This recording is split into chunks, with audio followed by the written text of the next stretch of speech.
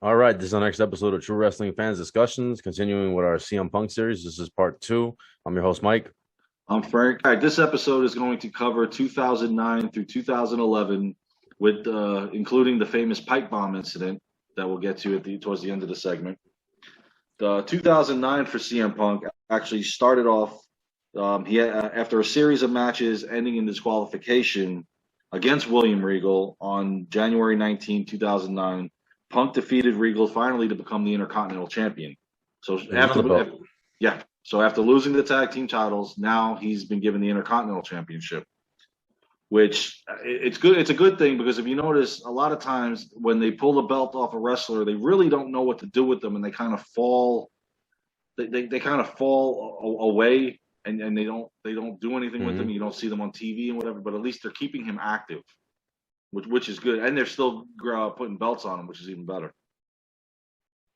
Punk became the 19th WWE Triple Crown champion, and the fastest to accomplish this, shattering Kevin Nash's old record. Oh, so they didn't count the So I mentioned in the last episode, I thought that ECW title counted, so I guess it didn't count. They counted this as the Triple Crown. Yeah, with the tag titles, the Intercontinental title, and the World Heavyweight. Yeah. So he shattered Kevin Nash's old record at 203 days. So no wonder why Nash is a little tiffed at him. Get to that later. Unfortunately, on March 9, 2009, he lost the Intercontinental title to JBL on Monday Night Raw. So that led, and real quick, that led to JBL's 25-second loss, where he said, "I quit." So he got his just desserts. I laughed at that WrestleMania. I loved that moment. On April 5th, 2009, at WrestleMania 25, Punk became the first person to win the Money in the Bank twice.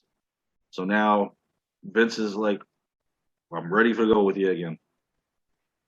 He defeated Mark Henry, MVP, Finlay, Shelton Benjamin, Kofi Kingston, Kane, and the returning Christian after his 5 years in TNA. On April 13th, 2009, Punk was now drafted to SmackDown. So shortly after, he had a feud with Umaga at this point. And in Extreme Rules, the feud ended in a Samoan strap match, which Punk won. And this was right around the time we talked about in the Uncrowned Champions, where this was pretty much almost the ending of unfortunately. And that is sad. And even when I bring it up now, it still is. I mean, that was a guy, he was a tremendous athlete. Brawler, just had too many demons. So later that night, Punk had actually cashed in the briefcase to defeat Jeff Hardy for the World Heavyweight title. So now, the only thing that Vince isn't confident about with him is putting the WWE title out right now. Because if you notice, he was drafted to the show that now has the world title in it. So at this point now, he's become a two-time World Heavyweight champion. Hardy had actually just defeated Edge that night for the title in a ladder match. This poor guy had no luck being champion. Every time he won it or got close to it, something happened. Can you remember, real quick, 2008, the ending, he wins a triple threat match against Triple H and Edge to finally become the champion, the WWE champion. And then at the Royal Rumble, everything goes to chaos. I mean, it was just nothing went his way, unfortunately. He didn't have long reigns. In any event, on June 28, 2009, at the Bash, Punk kept the title against Hardy by DQ. This is where he kind of turned heel because he actually kicked the referee during this match. So now they're going off the fan favorite and going towards now he's going to finally be a heel. So he also claimed to be the moral superior of those who supported Jeff Hardy due to Punk's drug-free lifestyle. So now they're using this as straight edge. Yeah. I didn't like when he grew his hair out and stuff because he looked like a dirty bum. I don't know. He come out in the sweatshirt. He just didn't look like he washed his hair. I don't know. Just reminded me of Right to Censor in a way. Yes and no. A little bit. I mean, he's throwing his straight edge lifestyle. Right. He's saying he's better than everybody else. Yeah.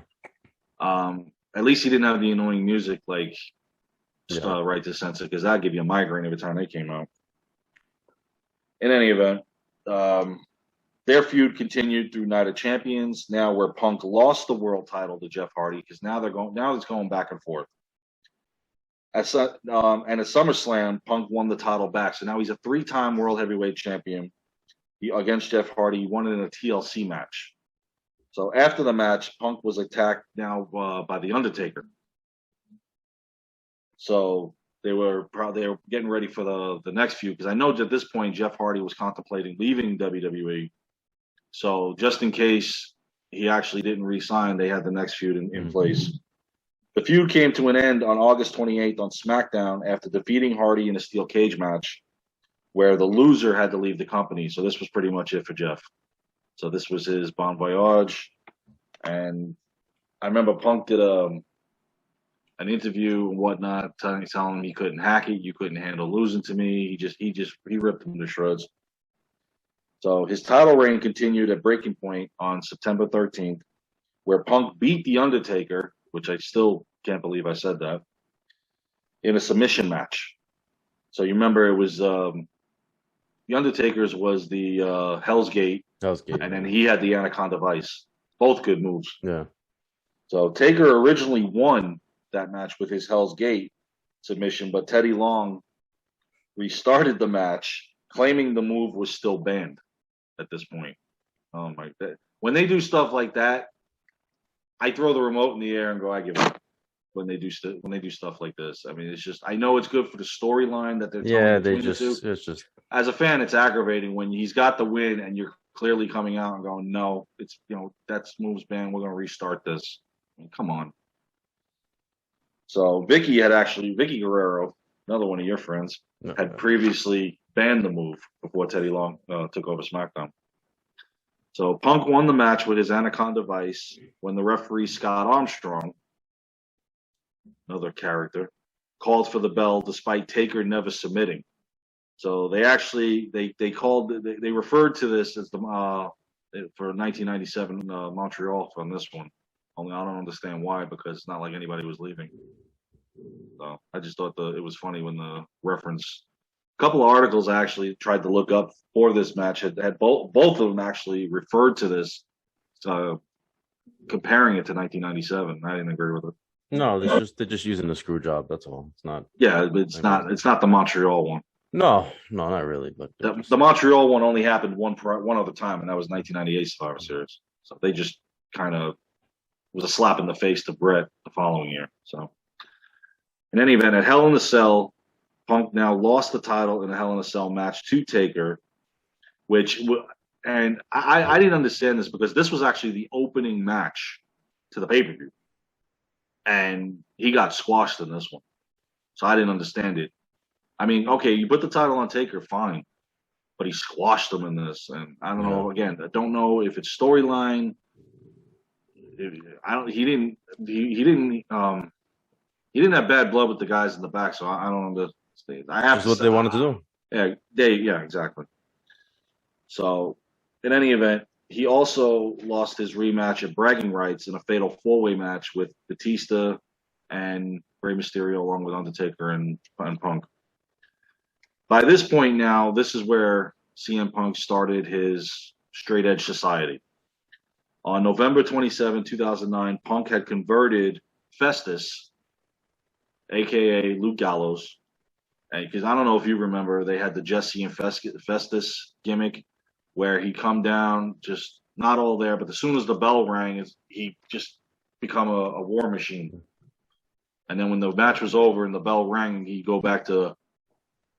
No, this was a cheesy gimmick with the whole Jesse and Festus thing. So when he came out as Luke Gallows, I liked it more. So next, they also had converted Serena to the straight edge lifestyle. And that's how you write this as pretty much. Serena actually tried to make a comeback a few years ago in the Mae Young Classic. The second one they did, she was involved in that tournament but didn't succeed, and then they didn't sign her. She was trying to make a comeback into the WWE. So just thought I'd throw that in there. In 2010, at both the Rumble and Elimination Chamber, Punk gave sermons during his matches, which this started his mic skills. It started sending it to the next level. So every time he got on the microphone from this point on, it was just amazing.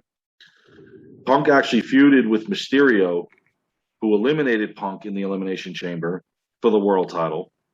And at WrestleMania 26, Punk faced Mysterio, and if Mysterio lost, had to join the Straight Edge Society.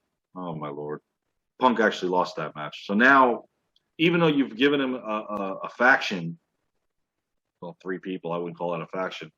You've given him something, he's starting to kind of come down because he's got that losing streak going, which I didn't agree with. At Extreme Rules now, Punk would have to shave his head, rather, if he lost. However, he beat Mysterio after Joey Mercury now interfered, who was now the 4th member of Straight Edge Society. And this was Mercury returning after being out for a while, after, if you remember that ladder match with the Hardys. Man, that boy, he's lucky his career wasn't over after that one. But so now you got Joey Mercury as the 4th member. Not exactly the NWO here. No, not even close. No, not even right to censor. I mean, you got Punk, Gallows, Joey Mercury. What are you going to do here? It's not even obviously like they're going to win the tag team titles. I mean, come on. In any event, at Over the Limit, the 3rd and final match between the both of them, the both previous stipulations were in effect in this one.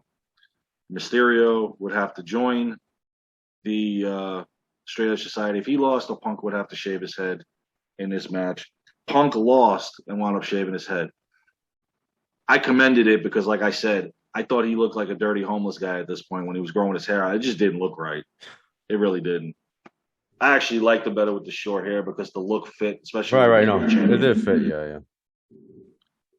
So as we go into 2010 now, continuing into 2010, his next feud was the Big Show. And at SummerSlam, Big Show won it was a 1-on-3 handicap match. Jeez. Against Punk, Luke Gallows, and Joey Mercury. Now you know you're bad when one guy beats all 3 of you. It's actually, they lost it because Punk walked out on the team. So he kind of abandoned it. And Punk also lost the Big Show at Night of Champions in a singles match. The Straight Edge Society angle ended at this point after Serena was released and Joey Mercury wound up getting injured again. So at this point, there was no point. Yeah, I know. It didn't work. If you're going to give him his own faction, and I'll get to it later on, the Shield would have been the best thing when they first came up. And I know he wanted to work with them. And again, I'll cover that later on. That would have been the perfect faction for him. But this was just a total crap fest, in my opinion. I know you agree. So now we go to October 11, 2010. Punk was traded to Raw, and Edge was now moved to SmackDown. By this time, Punk was out with a hip injury, so he was doing commentating on Monday Night Raw. So at the end of December, Punk assaulted Cena on Raw and on SmackDown. He revealed the motive of the attacks where he was in charge of the new Nexus, because now Wade Barrett was out. He was in. It was pretty okay. Let's sum it up. The new Nexus was the next generation of the Nexus. The original Nexus now became the core. I'm surprised I was able to get that out without being confused, because it was just too many things going on there. It's like they just slid Punk in there just because, just because I think they wanted a name to establish with these guys, right? Because it was guys like Husky Harris, Bray Wyatt, Michael McGillicuddy or Curtis Axel. Mm-hmm. It was guys like that. It wasn't Wade Barrett with Ryback and Justin Gabriel and Heath Slater and David Otunga, who those guys were now a little semi-established, where McGillicuddy and Husky, they weren't. So this was a way for them to kind of utilize them. Yeah, with Punk being the leader. Punk gives them some credibility. Punk being the leader. I did like the shirt. That Nexus, the black with the gold CM Punk logo, and I thought that was cool. Yeah, I thought it was cool. It wasn't bad that they ran it. Although they didn't, like I said, they just didn't run it for a long time. Another guy Yeah. in that group was that I had forgot was Mason Ryan. No, a lot of people may not remember. He wasn't there that long. So at the Royal Rumble now in 2011, Punk and the Nexus, or the new Nexus, whatever you want to call him, cost Orton his title match against The Miz. And it was revenge now for Orton doing it to Punk during his first world title reign, which I thought was cool that he kept the vendetta going for this long, Right, and struck back at him when he knew it would hurt him the most. The right time. He was just waiting for. And the fact that Miz had cashed in and won the title alone was a shocker. But again, he was a pretty decent champion, and I liked it. And I like how they pulled that off. Oh, Miz is a workhorse, man, despite what people say about him. So for that, Orton took out all the members of the new Nexus by punting them in the head, which I love that move, leaving Punk alone as the sole member of the group. So this led to a match between the two at WrestleMania 27, and then it was a last man standing match at Extreme Rules. Punk lost both. So now again, you give him another group, and he's coming down. I didn't like it. I thought maybe he should get at least one of those wins. But it's Orton at this point, the new Triple H. So, in any event now, in June 2011, within 1 week, he gets back on track. CM Punk has pinned WWE Champion John Cena on Raw, Mysterio a Capital Punishment, and finally Alberto Del Rio in a number one contenders match. So now Punk then revealed that his contract was expiring on July 17, 2011 at Money in the Bank. And he vowed to leave the company with the WWE Championship. So Punk was then given a storyline suspension after his highly acclaimed pipe bomb, and I'm going to get to that now, concerning the way WWE was run and Vince McMahon. Now, this right here has to be the best microphone thing I've seen ever. The pipe bomb incident. It occurred on June 27th, 2011. CM Punk aided R-Truth in scoring a huge win over John Cena in a tables match. He then proceeded to grab the mic and head up the ramp. And remember, he was wearing the kind of like the Austin shirt, the Austin jersey, which I loved. And Punk then delivered one of the greatest promos in the history of the business, now famously called the pipe bomb. Punk broke also the fourth wall on several occasions during this promo and didn't hold back while bashing Vince McMahon. And I mean, you talk about bashing. I remember one of the things he said was, and I'd like to think this company will be better off once Vince McMahon is dead, but the fact of the matter is it'll be taken over by his idiot son-in-law, and the whole place is going, what? And I know he had a few things to say about Stephanie.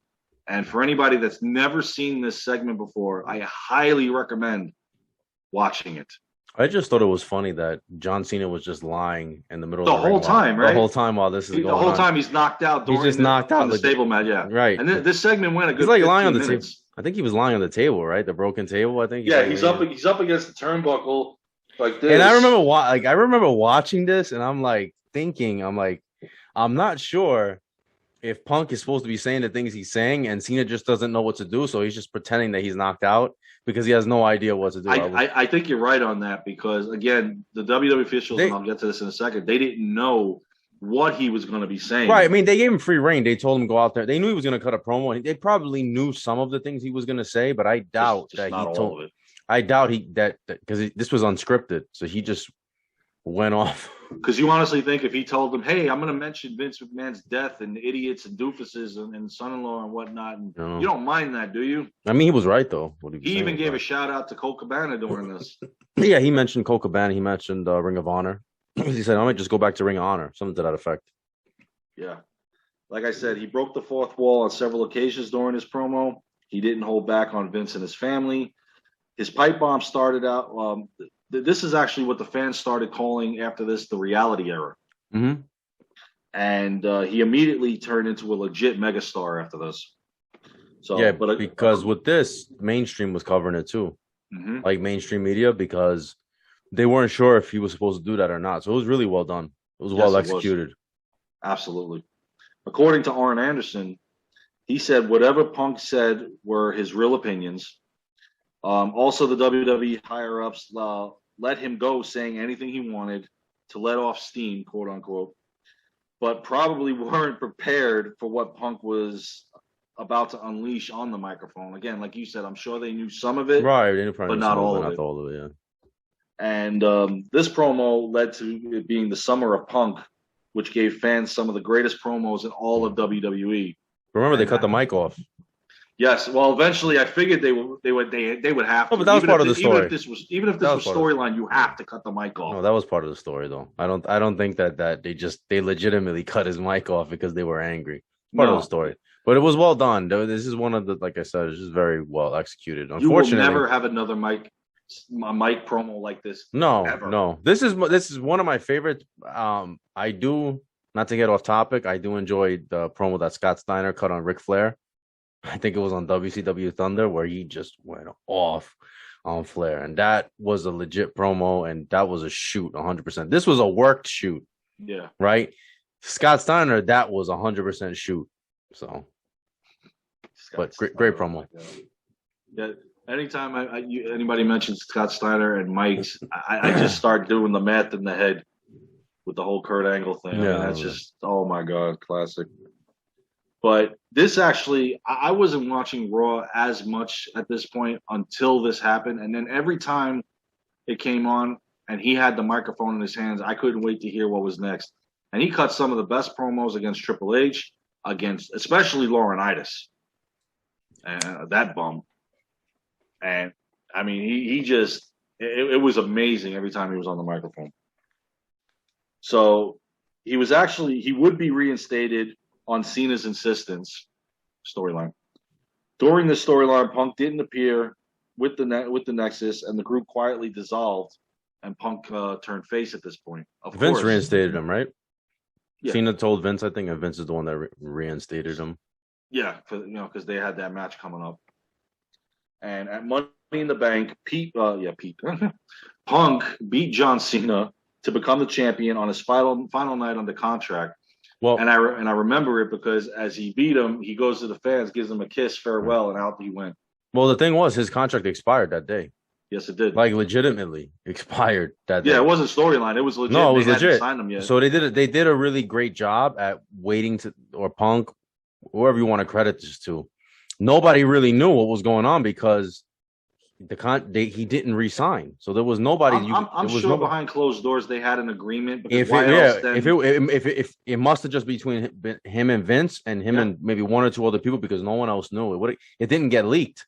No, because if it wasn't, why would Vince put the belt on him? Right, knowing that he's leaving. Well, Vince apparently the day of the pay-per-view, according to CM Punk, Vince tells him like, "Look, I got to know what you're gonna do because if you're leaving, I can't let you go over." So he eventually signs a contract that day. It was a really cool thing because they kept it very much on the wraps. Yes, they did. It was in Chicago, his hometown. So the pop that he got was incredible that day, and Cena got booed out of the damn building. Bye. So but it was great. It was really well done. That was actually a cool week too because I remember there was a Chicago Cubs game. They were playing at Wrigley, and Punk threw out the first pitch, and he had the belt with him, and 50,000 people. Now the Cubs were crap back in 2011. They showed up knowing that he was going to be throwing out the first pitch. That's what that crowd was there for, just to see him throw that pitch. And then I remember one of the announcers trying to ask him, and he's like, "I'm not saying nothing." And then he goes up to the box. He sang he did the 7th inning stretch, the Harry Carey, "Take Me Out to the Ball Game," which I thought was cool. He still has the belt. He's showing it off. That was a great week.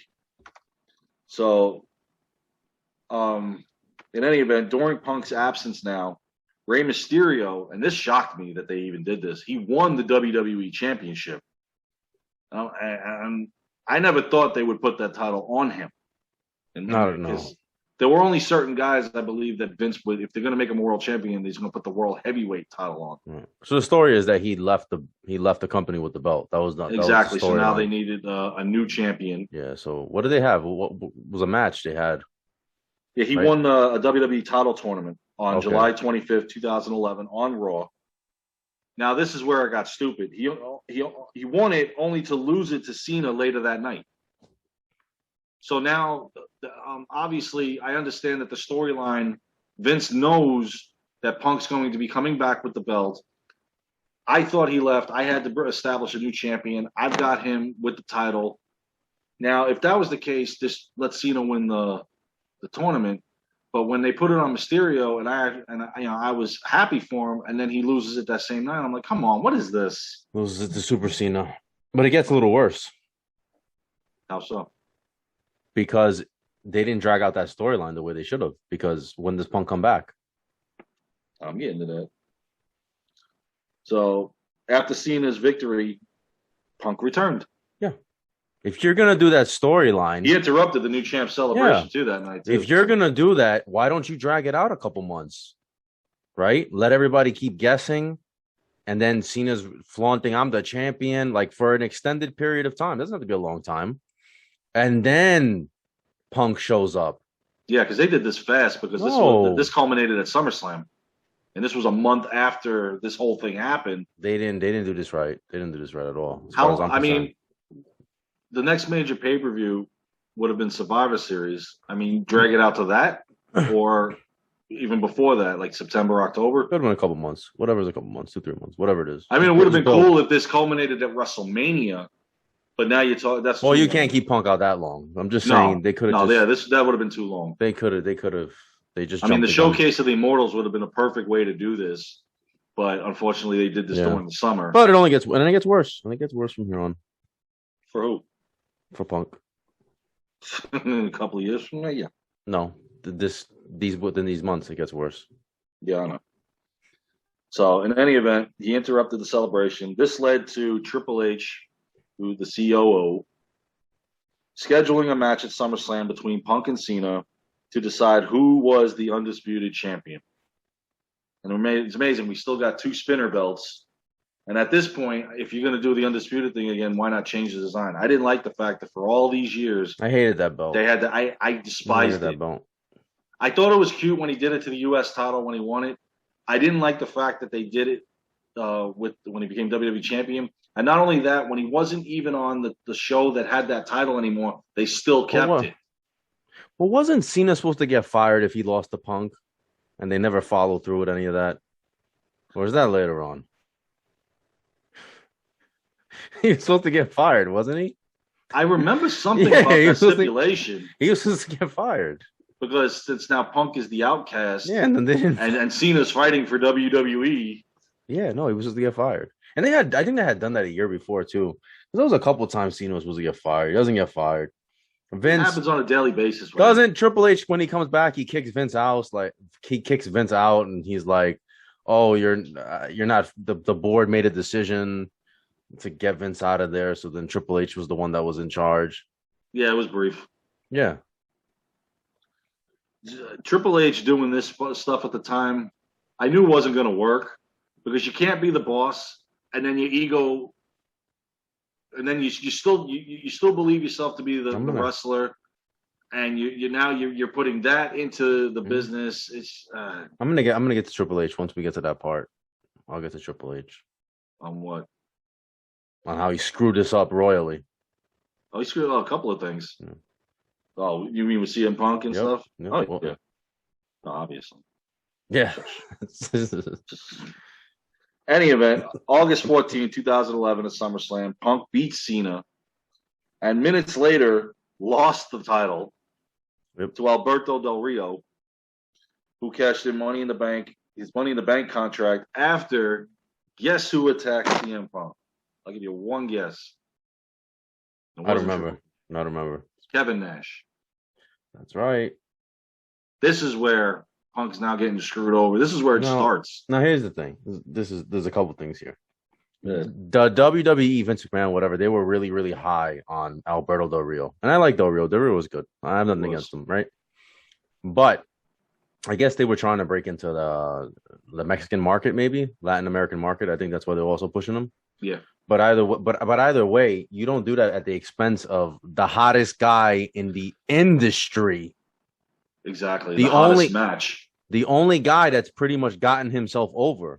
over the last how many years. Because he got himself over. They didn't really, it's not because of anybody but CM Punk, I believe, you know? So you squash him, right? And then this is Triple H bringing in his boy, Kevin Nash. Hey, Kevin, you want another paycheck? All right, I'll take it. Nash couldn't even move. And he comes into feud with Triple H. I'm sorry. Comes into feud with CM Punk. And I'm watching this and I'm like, oh my God. The hottest storyline of the summer after the best mic performance, the pipe bomb. Yep. And you do this all. You took the best thing and you just tore it apart. Not only like you said with Del Rio, but then with Kevin Nash and then with Del Rio. Why couldn't this have been done a month later? Why? How about never? Well, you knew Del Rio was going to cash it in regardless. No, not even. But it's not even. It's just from bad to worse. Because okay, the Del Rio thing I don't agree with. But then once you bring in Nash, it's just 10 times worse. Because now this keeps Punk away from the title, so Del Rio can be the champion for a while. But like you said, the hottest thing of the summer, you just blew it up. Nope. You just destroyed it. Yep. It gets worse. Oh, I know. So Punk actually accused Nash of conspiring with Triple H to keep Punk from the title. At Night of Champions, it was to be Punk versus Nash, and I was so looking forward to seeing this match. But how about the whole text message fiasco that he got a text message and he thought it was Triple H that sent him the text message? Yes, and it was Nash. And Nash sent it to himself. And then when they were going at it back and forth with the promos, and I like Kevin Nash, I kind of believe some of what he says. He said that he was supposed to go out there, they were supposed to go back and forth, and they gave him a script. And he's like, I can't go off a script. Like, I'm good on the mic because I'm allowed to do what I do. Mm-hmm. And they made him read a script. And so Punk just basically buried him, you know? So it was just bad. And then they put him in I don't even know why they put him in a feud with Kevin Nash. And he's supposed to fight him like you just said. But then what happens? He failed the medical, right? Because he was on some heart medication or something was going on with him. Yeah. Forget about the part that he couldn't even move. They didn't medically clear him. So why do this? No, and they knew before the event. Unless this was the plan all along. No, it wasn't. They initially thought, then they figure out, oh, he's not medically cleared, right? And then they still decide to promote the match, and at the last second, I forget when they decided. They said, oh, he's not going to fight him. Well, it was, but after Punk's verbal attacks towards Triple H and Stephanie, Triple H replaced Nash. So it was over the course of the weeks leading up to, I think, the Raw before, that Triple H had said he had enough, and it's not going to be Nash that you face at pay-per-view. It's going to be me. Listen, Triple H was retired. Yes. This guy comes out of retirement, and I'm looking. Listen, you know I don't like Triple H, so I got to give my opinion. This is what I really believe. I really believe this, and Punk believes the same thing. He sees how hot Punk is, and he's like, well, I got to get in the middle of this because he can't get himself out of that wrestler mode. Exactly. He should be behind this. So he's like, I got to stick myself in this feud. Punk is hot. Let me put. Why would you? First of all, why would you put Nash? And then why would you insert yourself who's retired and you're supposed to be the COO? Not only insert yourself, but you win that match. Yes. At Night of Champions, right? That's when they fought? Yes. After several individuals assaulted Punk during this. You know what this reminded me of? WCW. Yeah. A WCW. And you destroyed it. Yeah, not only that, and you throw all these people interfering into the match. It was Miz, R-Truth, and Kevin Nash. Who is now back. Yeah, all of a sudden. Because he sent them home, right? Then he sent them home on Raw, I think it was. Mm-hmm. Yeah. So, in any event now, at Vengeance, it was now Punk attempting revenge. He teamed up with Triple H. Yeah. Which I thought was sketchy, to face Miz and R-Truth. But lost due to Kevin Nash. Again with Kevin Nash again. Attacking Triple H. Yes. Because now they're having their thing because of everything that Triple H. Because you remember, Triple H was trying to be the face here, and he's getting up in his face going, "What the hell are you doing? Why are you doing this stuff?" I did it for The Rock. And, and Nash was finally like, you know what? Right, And he enough. gave and he knocked him. He goes, I'm not taking this anymore. So, and that led up to their match Their towards the end of the year. their garbage match. That one was pretty bad. It was. The thing was that this is, oh Lord, this is 2011. Yes. Nash had it in 2002. Nash was shot. Yes. So Even nine during his years. time in TNA, That's what he I'm saying. wasn't that good. No, he did a lot of like he spent a lot of time on the mic doing Yeah. segments and stuff like that because he I mean, couldn't he move wrestled anymore. when he was in the main event Mafia, Right, but not as much. but not as much. Rarely. Nash couldn't move. You could see that he couldn't move when he got in the ring. Yeah.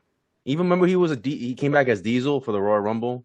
The 40-man Rumble. Yeah, and Yeah, it I was was going to cool, mention and it that. was cool, but He looked good, but he couldn't move. he couldn't move. You could see it, and he's dyeing his hair again black.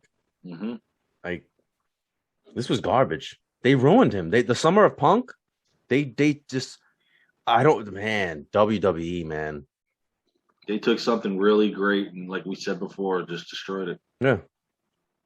So, and what's funny is now after this whole thing, Punk transitioned from Triple H now away from him and focused on Laurinaitis, Oh God. Mr. People Power. Yeah. I hated him. Who became the interim Raw general manager because now I believe Triple H was also asserted in as that, and they said due to everything that he had done, you need to step away. And so now Laurinaitis is taking over. Oh my God. I hate it. I couldn't stand him. Punk referred to him as a dull yes man. And I have to agree. He probably meant that too. I would have said something a little bit more vulgar to him than that. He was a stooge. But he was. He was like a Patterson and Briscoe, but worse. But worse. No, he was worse than them. So at Survivor Series, Punk beat Alberto Del Rio to become champion once again. And then he was successful at TLC in a triple threat match against Miz and Del Rio. Now, this is where the reign starts. Right. The reign that should have never ended. The reign that should have never ended to begin with. And, of course, it ends against who? The Rock. Of all, I mean, he comes. We'll get into the next part, but just briefly, the guy comes back a few months earlier and says, "I'm the number one contender at the Rumble," and I'm thinking, anybody else here get to do that? I mean, just come back, and dictate when they're the number one contender here. And we'll get into this in the next episode. And Rock is one of my all-time favorite wrestlers. Yes, like all time, top 3. Mm-hmm. And I don't agree with that. Not when Punk is on one of the hottest reigns in the last decade as champion, and you come in here and you just destroy it. Well, we'll get into it. We will. I'm going to leave everybody here with that. Our next video, part 3, is going to focus on his WWE, his historic title reign through 2012 into 13, his mediocre 2013, and then his unfortunate termination. We'll get into that in depth of 2014 on our next episode. All right. So you guys let us know what you think about CM Punk. Make sure to like, share, and subscribe. See you guys soon. Take care.